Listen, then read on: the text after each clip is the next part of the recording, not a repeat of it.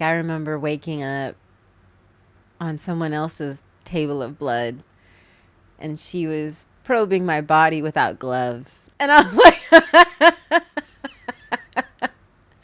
and I woke up and I was in so much pain. And I was like, you know what? You're already in there. I'll just assume you washed your hands.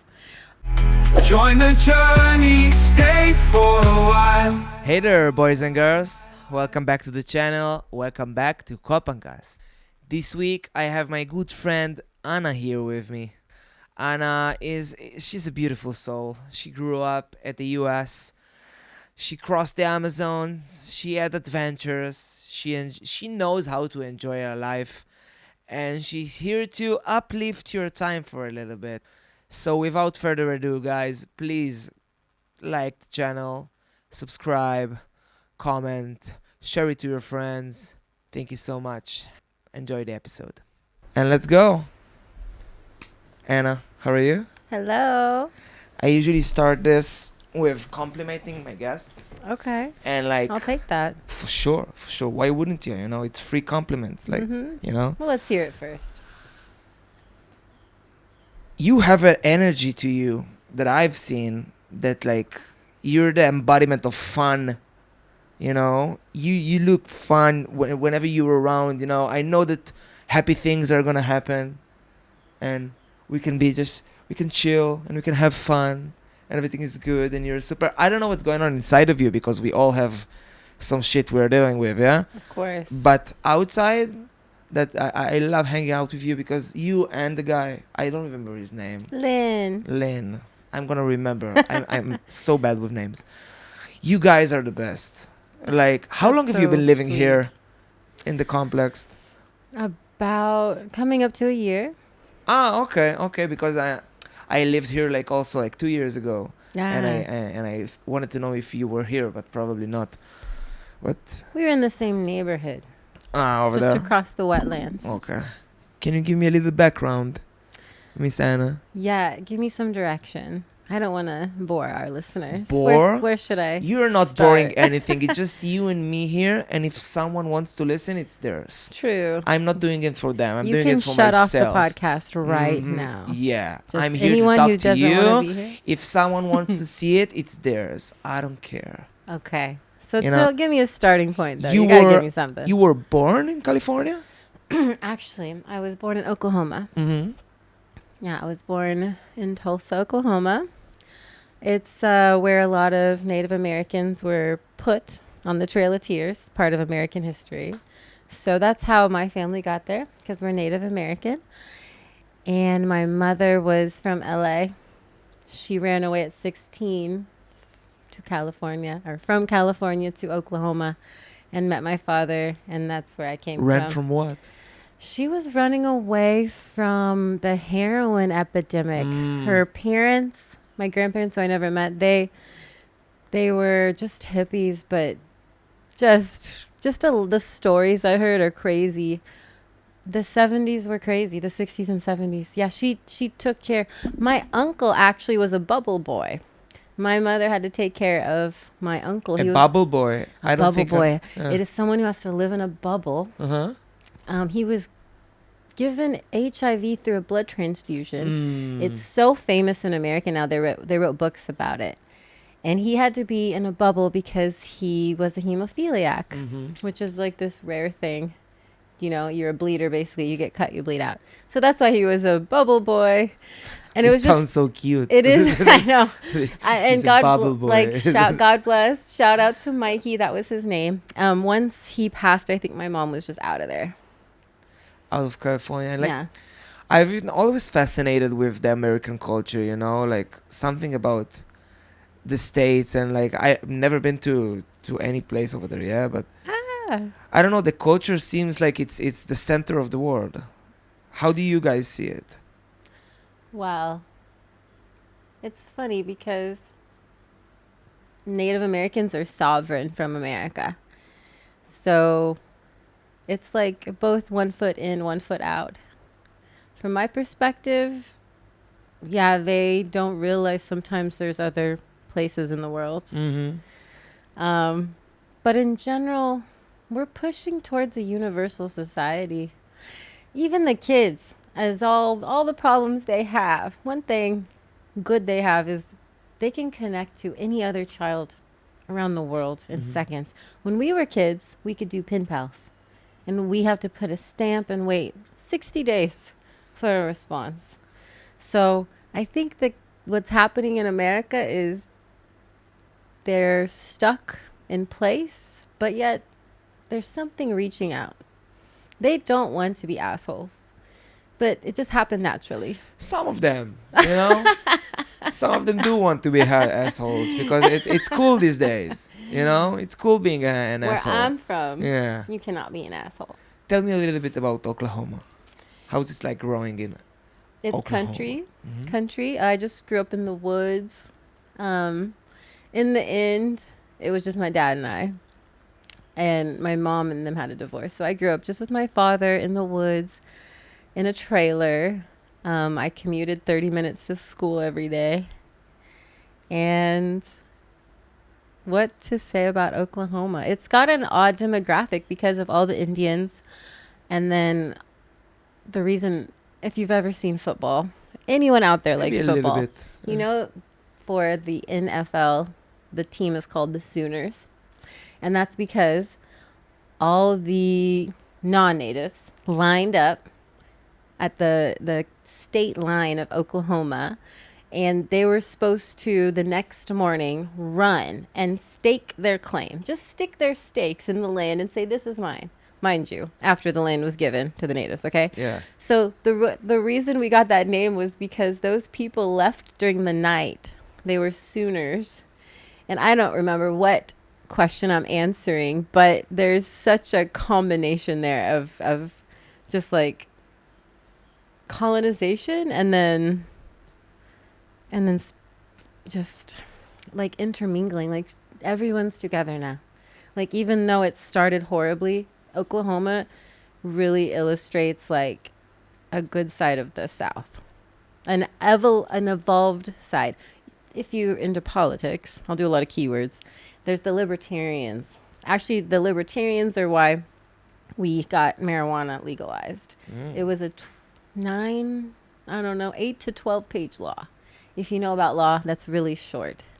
It was passed by signatures against the governor's consent because of these libertarians. It's these country folk and all the natives and everyone, in my opinion, kind of evolving together into this new kind of new politic. Not so bad.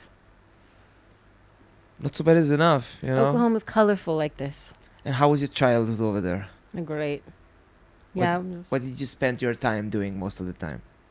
Just barefoot, running through the creeks, looking for snakes, building fires, talking to animals. Yeah, talking to animals, coyotes, deer, tarantulas. I can see so many, you know, so many people have like the variety of childhood you can have, you know. I spend my childhood at my room with my computer, Really? taking away for years, and like I hear so many, like I had a guy yesterday that told me like, yeah, he's hunting since he like 6 or 7 years old. Yeah. And you're running into creeks and speaking to tarantulas, you know, and that's you know, so it's probably super comfortable for you to live in an island now, right? Yeah. Because you're Oh, used yeah. to this nature part of it. Like, how long have you been living on this island for? Off and on since 2017, Oh, before nice. COVID, and then COVID was a pause, and then right back. As much as I would like to keep going, there's something about this island. I'm grateful to be taken care of by the island. It keeps you here. Yeah. Something about this energy, something about you can just enjoy yourself and what you want to do here. What do you do here? I practice yoga. I teach yoga. I just finished Pilates, so I'll be integrating that. And then I teach aerial. I think my bread and butter are retreats. I love doing retreats. I bring lots of Americans over to different countries, and twice now to Thailand. And we're prepping for a third this year. When is this Woo! happening? Plug. At the end of the year. Yeah. Mhm. Actually, dates aren't set. I can drop my handle later, and there's always links on that. Shebang. Yeah. So, How did you what how else did on you this get list? to this kind of work? When did you meet yoga? Yeah, I met yoga when I had a substantial loss, and I was 27, actually, 26, 27.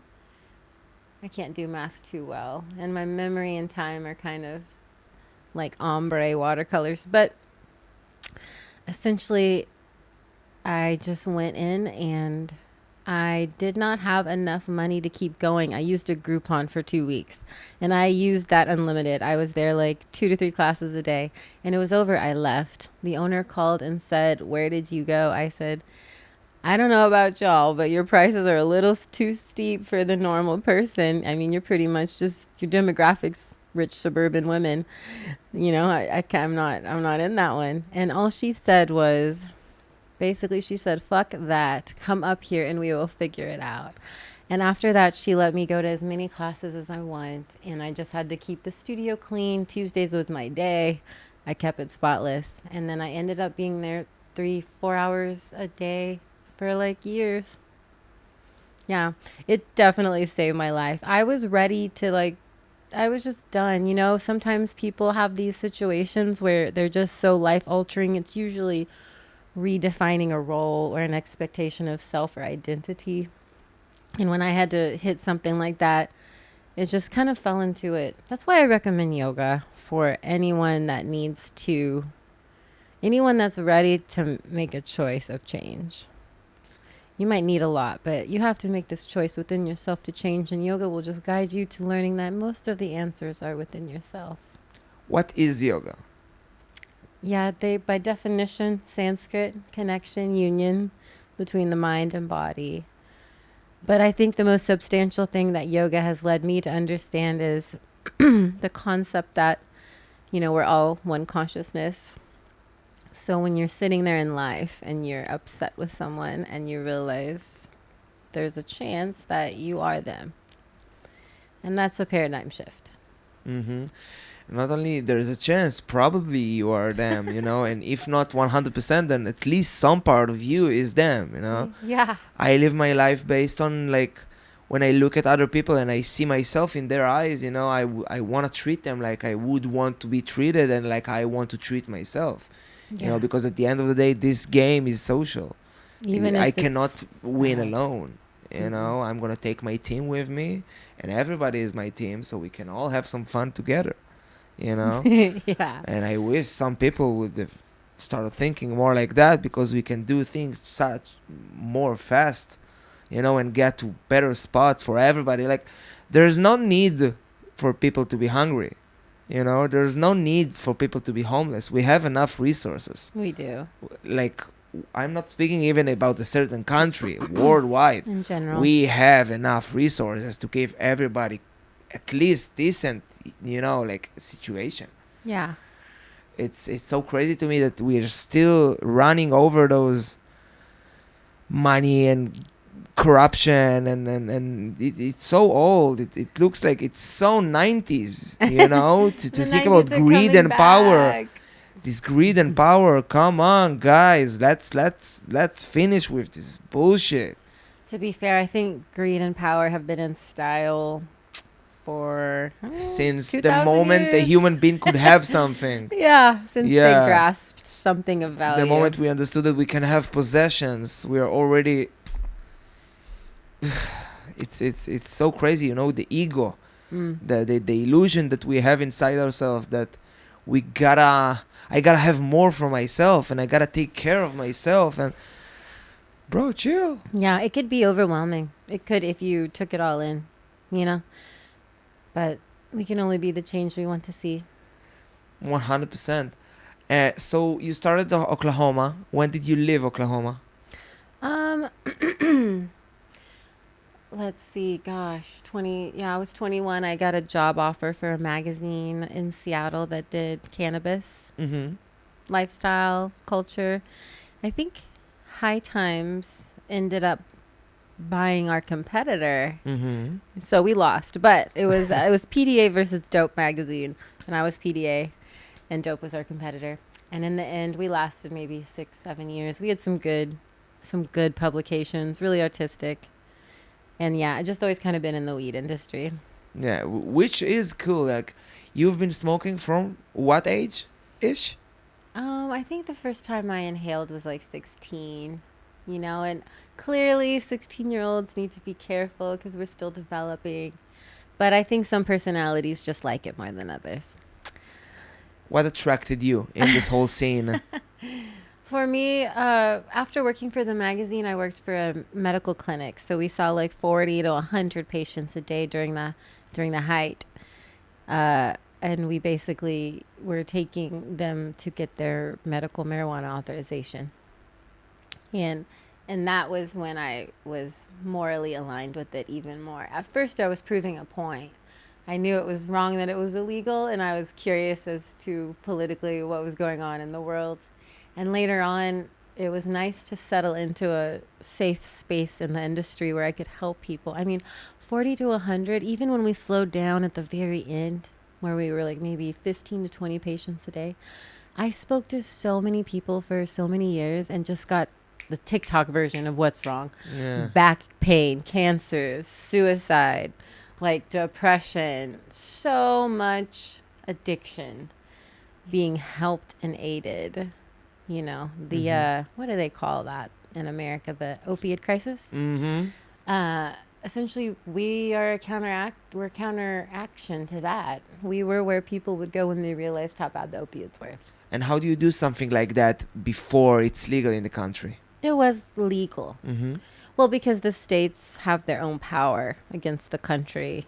The federal law reigns supreme, but it's just defined what the states are in control of. And one of that is, I don't know if it's considered medical or what. I just know that we're allowed to make our own weed laws, each state. Yeah. It's federally classified, and they are trying to reclassify. Technically, it is illegal federally, but in the state, it's not. And is there rhyme or reason to the feds knocking down different dispensaries in different states? Definitely not the one to know that answer. Yeah. I'm going to run if I see him. No offense, y'all. But for me, I never had to interact with anybody unjustly turning off or shutting down or taking the product, How can you take a medicine from a sick man? I don't know. Ugh. How can I do something like that? Because I've seen people around me like that the marijuana and like the weed changed their life to the better. Suddenly you can so see much. people stop with the seizures, and you can see The people kids. We didn't even get to that one. Mhm. Yeah. It's so crazy to see that somebody only because it's basically only because of profit. Yeah. They're like, no, let's not do it. Like, but you see that you can change people's life, which again, it comes from greed and power and corruption. And like, it's so crazy to just, you will block millions of people from their medicine just to make a little bit more money and make it like. It's hard to relate to imagine those people in power who are completely aware. You could always say maybe they're not aware. Ignorance is bliss. They don't want to know. They never read it. Who knows? It's Do you hard to think relate. that's the case? I don't need to sit here and speculate. Yeah, that's I for mean, sure. for podcast content, sure, I could sit. But I mean, it doesn't matter what I think about that. When I think about it, I remind myself like, damn, if it bothers me so much, the only change I can do is within myself. Mm-hmm. I can think all day till the cows come home what those motherfuckers are doing. Speculation's a bitch, That's for sure. It is a bitch because you are entitled to your opinion. Yeah, that's for sure. But even for me, sometimes just thinking about things that are not necessary right here, right now, it's kind of running the capacity of your brain for nothing. Yeah, that's a good way to put it. Yeah. What are some thoughts that runs after you lately? Yeah, they run for free. Don't have to Mhm. pay rent. Nope. Living there free. Rent-free thoughts. Gosh. I hate to sound corny, but gratitude, Mm-hmm. I just default to high vibrations Mm-hmm. consciously, intentionally, because I can. And to those people who cannot overcome thoughts, they can't get out of sadnesses, I hope that somehow you are able to. It's hard for me to relate to those who cannot make this choice. Yeah, it starts with a habit. It starts with deleting the previous habits that you have that was not serving you That's a for good the way to put better. it. And the moment you put out this part of your personality, you suddenly have place for new ones. And when you have new spot in your heart for something new, you can let gratitude in. But as long as you're 100% or 90% of the time thinking about, oh, I'm a victim of this and this guy done this to me, and Yeah. then until you decide to make a cut and change things, things will not be changed because nobody's gonna do it for you. Do you remember times in your life when it wasn't about gratitude? It wasn't about being appreciative? Yeah, definitely. I lost my son in a custody battle, and that was about the time I found yoga. It's a very somber and easily triggering subject, especially for mothers who have lost a child through death or through physical separation. That was hard, and that was when I learned it is what it is. It is gratitude. At your lowest point, you're gonna learn. You have to want it, though. You can learn all day. You Yeah. have to want to be that bad bitch you know you can be.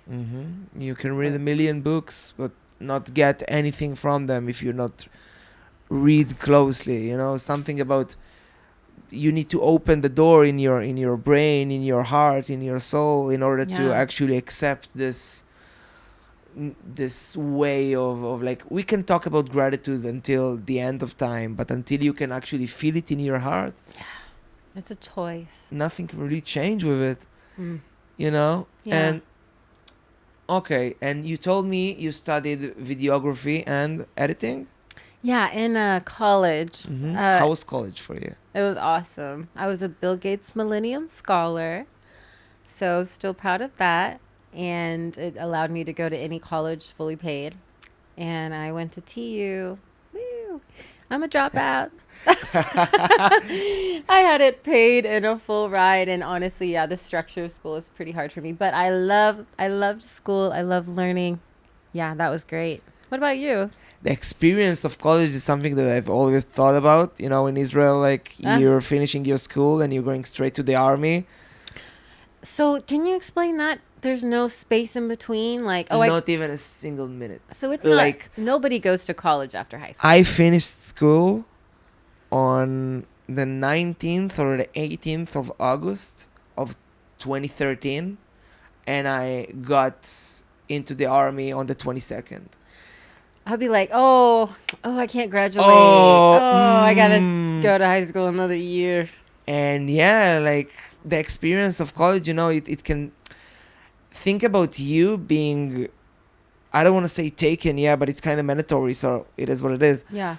And getting thrown to this system that like, okay, now you need to learn how to shoot, and now you need to listen to someone that your commander or whatever. Yeah. And like, where are my years as a kid, as a boy, as a teenager, you know? That's intense. And in other countries that you're getting this college experience, and you can see your peers like study a little bit more and getting more educated because the country can allow their younger generation to just be for a couple of years. And then if they want to go to the military, they can choose. If they want, but when you don't get the choice, it's get you really like, I find myself in the middle of a war when I was 20. You personally? Yeah. Oh my So God. what do you do now? You know, I cannot imagine you there. I cannot imagine myself there as well. What do I do now? But they catch you. I don't want to be too like, of course I love my country and the army is important and everything, but they catch you when you are young. Yeah. They're putting some values in your brain. Easily malleable. Yeah. And then you're finished with it, and all the trauma is yours, you know, and everything is yours. And No like, you know follow-up. what? You've done your 3 years, no problem. shoo shoo, And that's it. The and 3 years. and that's it. So you go 3 years back to the country, and after that you are free. And then you have this mentality of like, I need to escape I've because I've met- served for yeah, 3 years. yeah. So I gotta do like 6 months in India, or 8 months in Thailand, or 3 months in Nepal, or South America, or like whatever, you know. So we get implemented with this want to just get the fuck out of there as soon as possible, Yeah. you know. So I think that we cannot allow ourselves a different system than a mandatory like military. You cannot allow it right No, now. We need no, it. no. Yeah, Yeah. yeah. Because if it wouldn't be mandatory, the amount of people that will go to the army, I think, would be much, much, much less. Tiny army. Because at the end of the day, you think about yourself again, the ego, the me, Yeah. me. I see life through my eyes, meaning that I care about myself the most. You know, that's the instinct. But I don't know, the whole system of the military, you know, we have enemies. We need to keep ourselves like kind of intact. And like also, if we dive again to politics, it's the easiness of the perception of having to be entitled to your opinion. You know, these days, especially with social media and news and YouTube and whatever the fuck, it's so easy to gather an opinion before you actually know what's happening. Yeah, yeah. You know, about Without anything. experience. About anything. You know, I can see people at like universities at the US and Canada and whatever that's shouting like sentences about like, let's say, from the river to the sea. Like they don't know what river, they don't know what sea they are talking about. They have not been Like there. yeah, we're being brainwashed, which leads me to the thought that it's like, guys, let's think for ourselves. You know, It's you rough. only hear one side of a story, and like you don't even give like a chance. Like, what would you do if your parents would be in, like, you have two sides, you have your father's story and your mother's story, they had a huge fucking fight, they whatever, You're just a will child you hear there. one side, or will you take the time to hear both the sides? Clearly both should be heard. You know, so sometimes it can get a little bit out of hand that people think they know what they're speaking about after watching 2.5 YouTube videos. Yeah. You know, like these days somebody can think like they've seen like 24-second short and think that they know something about the subject, Yeah. about anything. We need to take the leg like off the gas, breathe deeply, and just get back to here. Like there's some kind of things about the today talk, like what are we going to talk about today, what subject am I going to have an opinion on? You don't have to have an opinion about everything. That's my new motto, actually. You know, people keep asking me what I think about this or that, and I've heard myself say, I'm actually trying not to have opinions. I don't know. Yeah, I don't know. It's okay. Like, I don't have to have yeah. one. And I don't need to hear yours. Honestly, yeah. Unless we wanted it, unless we exchanged Yeah, it. no, and even if I hear it, I don't have to take it. I don't have to do anything with it. yeah. Like when a lot of, not a lot, but some people, you know, the situation is happening and like, oh, I think that what you've done over there wasn't right like this, and what you've done over there wasn't right like that. And like, okay, you're entitled to your opinion, but I don't have to listen. You don't. You know? It's a choice. It always comes back to this beautiful choice we have. It's like, for me, it happened. I've been to Nepal. I wanted to do a Vipassana Ah, yes. to disconnect from everything. We love the Vispas. Yeah. And when I finished with it, I discovered that COVID started. So I got stuck in Nepal for 6 months. Okay. So I had half a year to be with no one, How was that? to be with myself. Yeah. And it made me understand that this social stress that life is bringing on you know, like you're, from the second you got born, you listen to people tell you what to do, people tell you how to live, people tell you what to think, people tell you how to act, Yeah. and suddenly you take almost a year to yourself and you're like, oh, I thought I don't have to listen, but now I know I don't have to listen. You know, like, because if I can now do it, you know. now I know. And like the whole idea of like stopping to think the thoughts can be, it's not even mine, you know. What's the percentage of the thoughts in my mind that are actually authentic to me? You know, like Yeah. stopping and thinking, why am I saying what I'm saying? Why am I thinking what I'm thinking? Is it because I heard it somewhere and now I'm getting used to just speak it out because that's my routine? Or am I actually thinking about what I'm saying? Am I actually believing the thought that's going on in my mind? You know, because it's endless, the stream of thoughts in It your is. brain. It's endless, and if you choose to listen to it, it will never stop speaking. You know, and I think that things like yoga actually can like lower the Yeah. amount of thoughts you have in your mind and get you to the spot that like, okay, I'm here, I'm now, Hmm. and I don't need this past or future thoughts that I have that creating the stress in my life. Right. I can just be here. And our mind is not our consciousness. And our mind is not our friend. What's the difference between them? Well, let's see. The mind is the part of us that keeps talking. And the consciousness is the part that already knows the answer.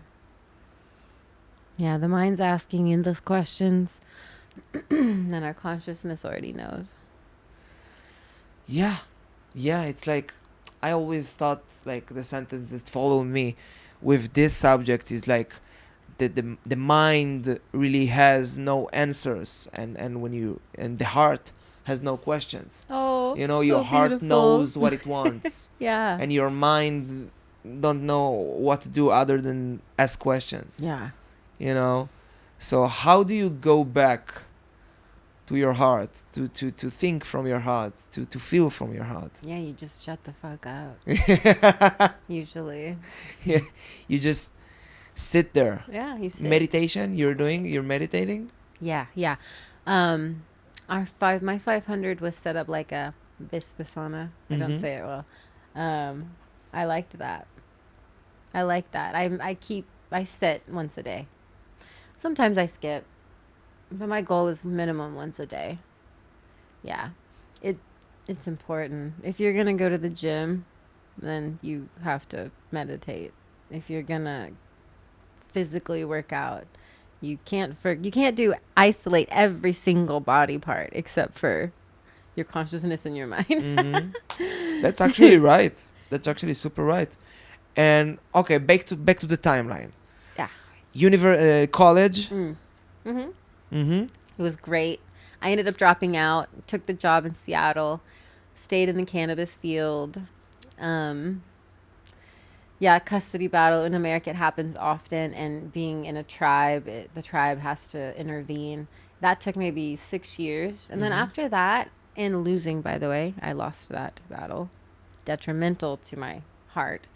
I had to decide that I still needed to be a good example for my son. I still needed to be a good example for myself. Despite a heaviest of possible losses, I still had to keep pushing. I can't imagine. Yeah. Yoga helped. I started traveling. I went to the Amazon. I stayed. That's a point I want to stop you at, because I heard this story is super interesting. Actually, that was so goddamn fun. Yeah, I would recommend it to anyone. Yeah, and I do not like to go with groups. Ironically, leading retreats is different. But if I'm traveling by myself, I go Of by course, myself. there's something else about it, you know. And I don't really like as well, like traveling in a group, because then you're going at the street and you view the street from the point of view of a group. And when you're going Yeah. by yourself, you are the street. I've been the You street know? boy. What you mean? Mm-hmm. Come on. So tell me a little bit about the Amazon forest, because I can't wait for my travels to there. Okay, so I had found like this 90s Take it. Sorry. All good. I want them to listen to it. I don't want to hit it. Okay. I found a 90s HTML website, and he had explained how he had traveled from Coca, Ecuador. I think he went all the way to Brazil on the Amazon River. So I literally just took those instructions and read it once, and I bought my ticket. And then when I was out there, I did try to find those instructions again. I remember thinking, fuck, what do I do after I get to Coca? And I think I found it. It's just so simple. You get to Coca and you just get on a public boat, very small. The first day into the Amazon, you're just like astonished. You're looking in the water, hoping to see a pink dolphin or a piranha. I'm definitely the only gringa on board. A soldier followed me around out of fear.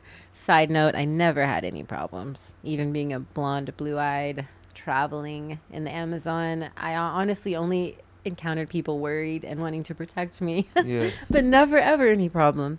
And yeah, I wouldn't want to shorten such an amazing tale, but I think the exciting details were the fact that you have to stop kind of village by village once you get that first day out. Now we're more remote.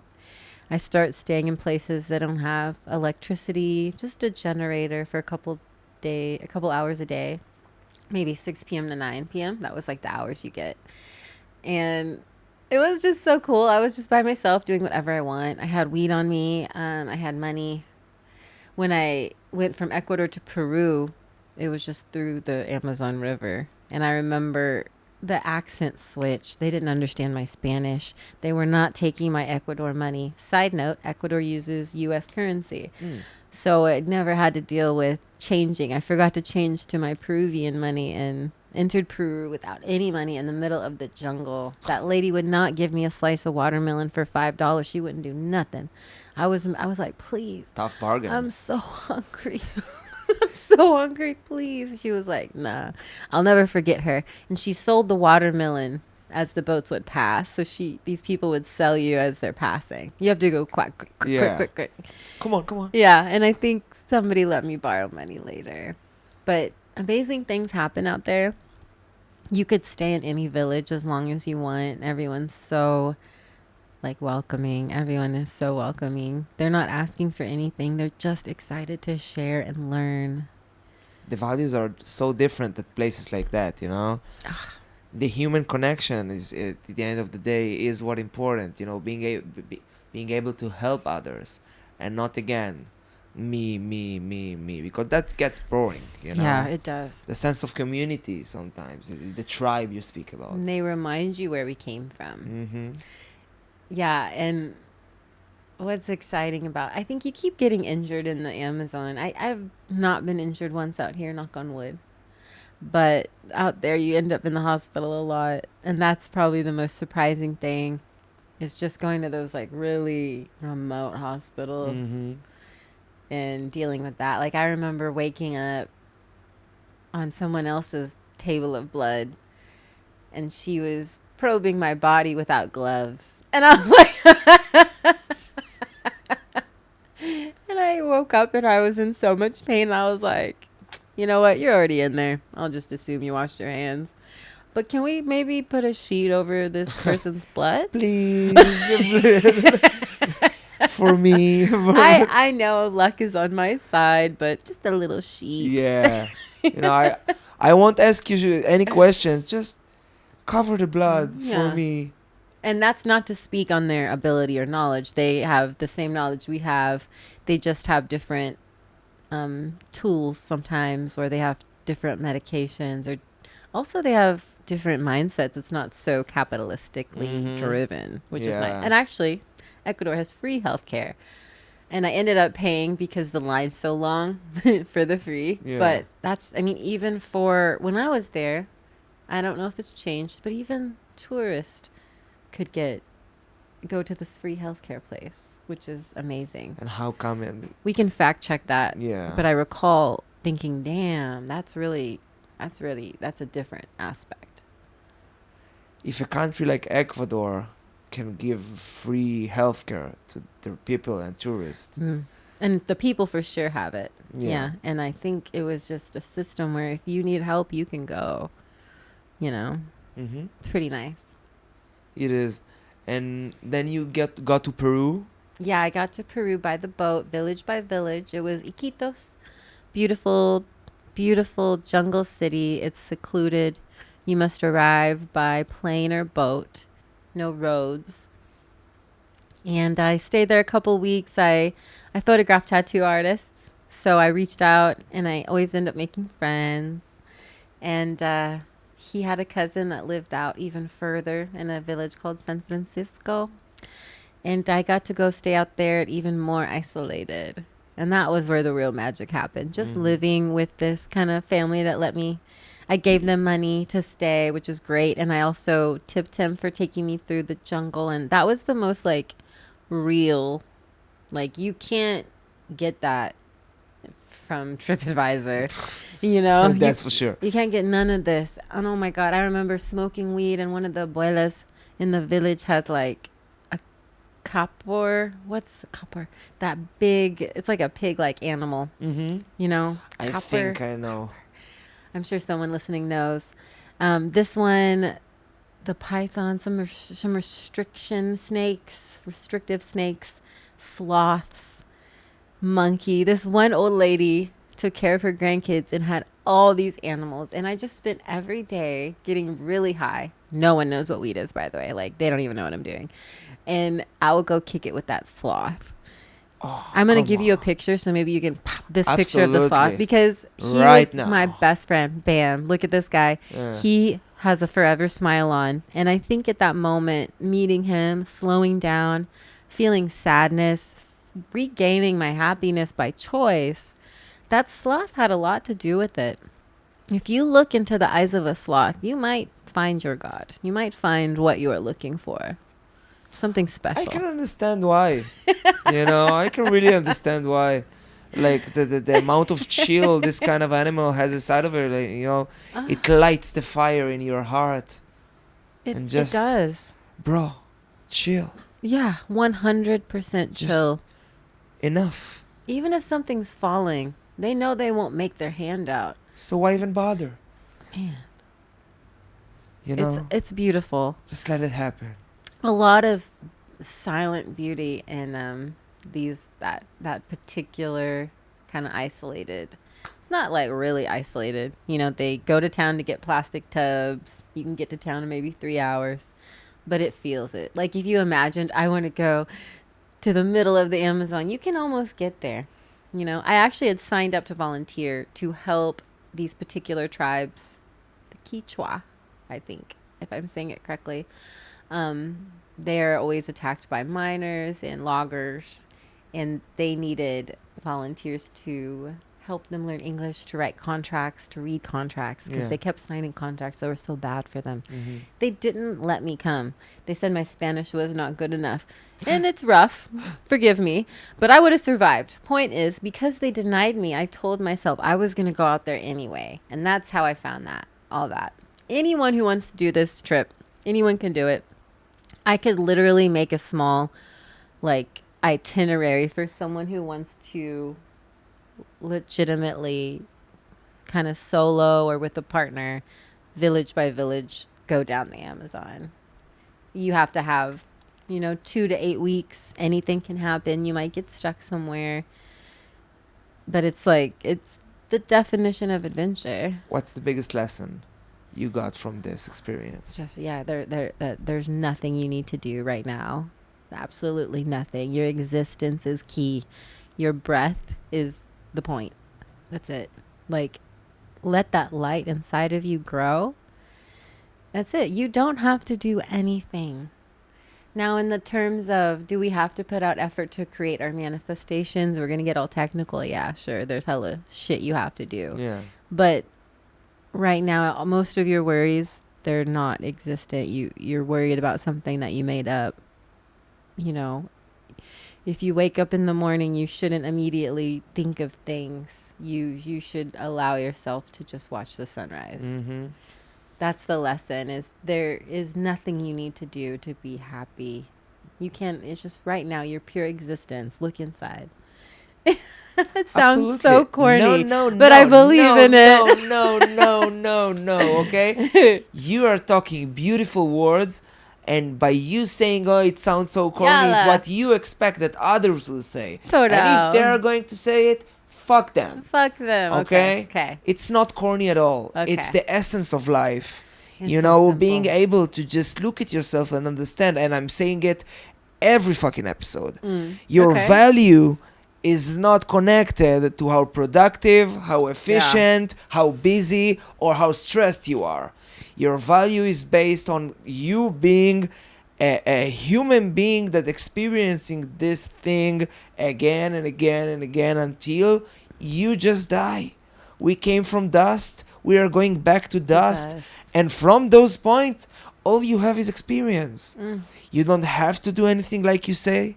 You don't need to do anything. You need to eat from time to time, to drink some water, Yeah. and breathe. Yeah. You got All your the basics. rest you collected from your surroundings. You know, that's why, you know, people say that show me your closest 5 people and I'm gonna tell you who you are, because Oh, that's where yeah. you absorb your shit. Yeah. You know, and when you choose to flip the switch and instead of absorb, to give, to let your energy out, to instead of getting energy from others, give them yours. Allow them to be a little bit more like you. Allow them to have some from your fire in your heart and light them also. You know, it's so important to just be there for others, but it's even more important to just be them for ourselves. Yeah. You know, at the end of the day. First, you have to. Yeah, because I was a really big people pleaser for years, you know, and when you're trying to give so much to others, you end up forgetting about yourself, and the amount of energy that you have to give to others is also getting limited because you have less and less by yourself. Yeah. You know, if you choose to take care of yourself first and then others, then you're gonna have more to give them as well. Yeah. You can't fill others' cup if yours is empty. Exactly. Not corny at all. Not corny. And it's also not, it's separate from our egos, right? Not to be confused with we're overfeeding our egos, like we talked about earlier. I have no problem feeding this motherfucker. He's a part of me. You know, I'm Just a the little constant bit. war between us and our egos. You know, oh, the ego this, the ego that. Okay, it's gonna be the worst boss of my life, that's for sure. But as a servant, I love my ego. My ego gets me up in the morning, active fire to do things. Yeah, true. You know, as a tool, it will help me. It will keep me away from dying sooner than I need to. It does keep you You alive, know? doesn't it? But when I give it the will and just give it the controls, of course I'm gonna get fucked because it's not me making the decisions. You know? And let's get to the next part. When did you start planning retreats and events and things like that? You know, my partner from the studio, her name is Angela. Shout out, Angela. Angie. I love you. Yeah. Angela Papini. She's an Italian woman, wonderful. She just believed in me. She said, she knew I was traveling. She'd watched me travel solo. And then she just said, we make the retreat. I can get the people, you know, she has a nice community behind her. And I said, yeah, let's try it. And I think the first one was Thailand. I took them to KohPhanCast. This was the first one. We were so taken care of. Oh my God, not one thing went wrong. It was so beautiful. And I'd like to say that first one, later on, one of the 12 participants passed away in a fire. They were burned alive, like R.I.P. Pour one out for the homie. Her name was Kim. She was beautiful. She was amazing. It was my first time in this space as a leader, officially.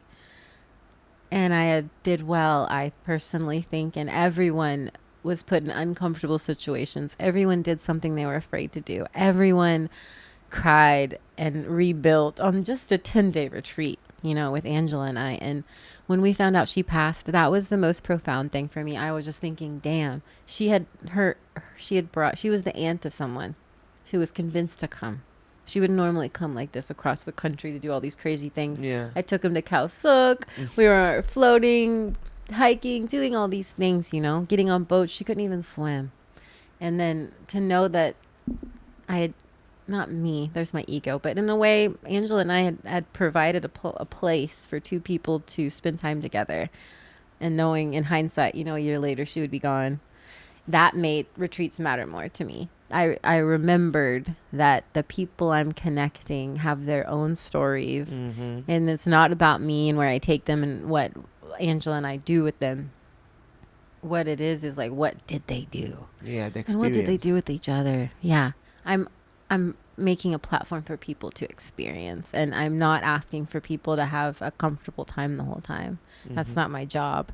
If I had a job, it would be to help you be uncomfortable and sit in that and to be step okay. away of your comfort zone. Yeah, That's yeah. where life begins. Yeah. And I'm a real estate agent, so I like hospitality. I do Airbnbs, and it all goes together. And I think you're kind of sometimes in a line of hospitality. And I was thinking that occasionally people that tend to do this, they can easily be people pleasers because they are offering constantly themselves to help someone's comfort. Yeah. This is a kind of another side of that. Yeah, you just need to know when to watch your energy being like dried out of you, you know? Yeah. You just need to understand when the border stops with helping others and starts with being drained. You know, Yeah, that's exactly. that's the tricky part, because when you feel drained, it's not really worth it, because people take and take and take, and we know how much people can take of you without even noticing. They don't even know. If you're going to allow yourself to give them, they're going to take. Yeah, you have to be a responsible giver. Which I'm not. Well, you will be soon, maybe. Because you want to make the choice. You know? That's the first step. Making the choice what you want to be. And then you make the choice you will be. And then you are. It's actually a 3-step process. Sounds pretty easy to me. Yeah. Call me on step 2 if you get stuck. That step 2 is a problem? Yeah, I don't know. It was just the middle one to offer. For sure. You're probably not going to call me on step 3. You know, I'm trying not to assume too much. Okay. Okay, so you made one event here at KohPhanCast, and then? Yeah, I wanted to live outside of the United States. Yeah. As much as possible. I go back. I'm still a resident. I still have to go back so often and do my taxes and be do certain things in the States. Like as an agent, I have to be present. But yeah, I knew I wanted to stay gone. So at first, traveling around sounds like the same thing you did. Egypt, Cambodia, Vietnam, Thailand, Ecuador, Peru. This place is the place that makes you want to stay still, though. What is? What is it? Yeah, what is it? We could be practical about it. I wouldn't want to give so much game on Copenhagen that we're flooded. So we are.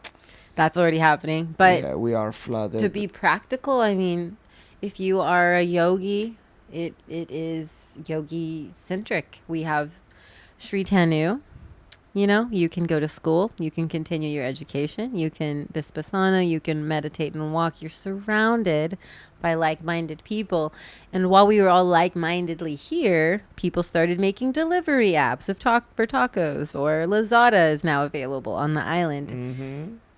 It's ruining it and also making it so convenient that you can have your cake and eat it too. For now, shout out to the island. May we give back more than we take. 100%, because you can see the building and the lack of, there's a way to build that is going to complement nature. Yes. But there's a way to build that will destroy everything in the surroundings. They tend to do the latter. They tend to box cement, take down all the nature, and then plant birds of paradise. Firstly, I'd like to say bird of paradise is not an ecosystem. And I don't know why it's used so much. I know it's hardy. It's beautiful. But there's much more. One that is kind of like America. The homogeneous lawn. Killing butterflies, killing bees. All of a sudden we're freaking out because it's a domino effect. And all we had to do was let the wildflowers grow. Yeah. It's crazy. It's that easy, to just let things be. To just be able to understand that we took this fucking ego, we took it so far with us that we actually think that we have the power to change the way this planet goes, because we are when you take things for the 13.8 billion years that this planet exists and the universe exists, what are we? We're a grain of sand in a beach. We're nothing. So who am I to think that I can change the way the world goes and destroy an ecosystem? Like this planet and this universe will be so far ahead from us and when we die. Yeah. So just this mentality of like, I am this, I am that, I'm entitled, my problems, it's so useless. It's so useless. You can just take your time to just be and understand that, like you said perfectly, I don't have to do anything. I just need to exist, and like I will blink twice. And I read a book lately that it's called 4,000 Weeks. Oh, okay. The expectancy of life, the average life of a person is around 4,000 weeks. Okay. Which, when you put it like that, it sounds super like 4,000 weeks. It's Sound little to you? yeah, From him, like, wow, 4,000. yeah, 4,000 weeks. Wow. It sounds like basically nothing. 4,000. I mean, can you do 4,000 of anything quickly? 4,000 of anything. I can talk shit for 4,000 hours without you even blinking. True. Okay, so this is why it's short for you. Yeah, I don't know. Like, and the whole thing is like the way we perceive. Like, okay, let's make checklists and like let's finish tasks as fast as possible. But it's Yeah. only creating this cycle that, okay, now I need more tasks to finish. Then instead of like finishing the tasks to just enjoy, you're finishing the tasks to create more tasks to run after this productivity Yeah. itch in your brain. Like, I had a sentence that I thought about that now is completely evaporated from my brain, so I'm gonna just continue going. Yeah. It's so weird sometimes being a human, because you think you're gonna just have some fun and let's do things, and suddenly those bugs get in your brains, like, I'm not enough, I need to This is do the more. mind. Yeah, This is the I mind. need to this one was awkward. You remember this step that, like, you going into bed, you had a great day, and then something in your brain just reminds you of the most awkward cringe shit you've ever done in your life. Oh, God. You have this? Yeah. And ironically, some of the cringiest things also turn me on. It's a really back and forth there, I think.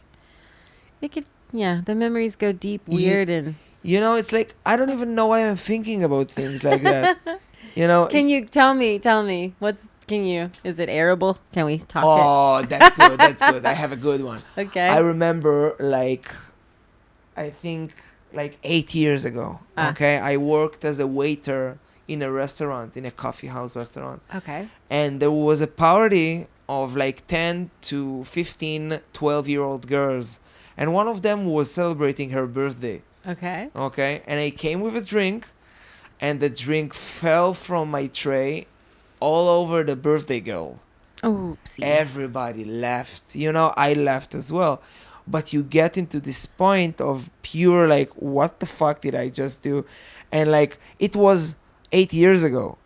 And I can just wake up go to sleep and think about, I have a movie in my brain that it's like, here, I press play, look at all the stupid shit you've done in your life. Oh, yeah. And it's like, it's not even that I have a problem with this anymore. I'm like, just, I've seen these movies like 15 times until now. Okay, just show me different situations. Yeah. Well, maybe you need some closure or something. Maybe it keeps popping up. Maybe I need to find this girl. Yeah. And treat her for a smoothie. But that means that you feel like you owe something still because of something like this incident that crossed paths. You might have directed her towards a timeline that she was meant to be in. I think sometimes when we have these accidents, it's possible that you could choose to be confident in your mistakes.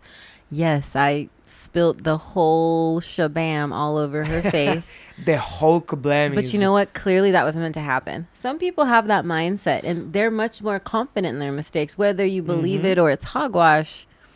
it's easier to think like that, the mentality. because if it was supposed to happen, I really believe in this kind of approach, Me because too.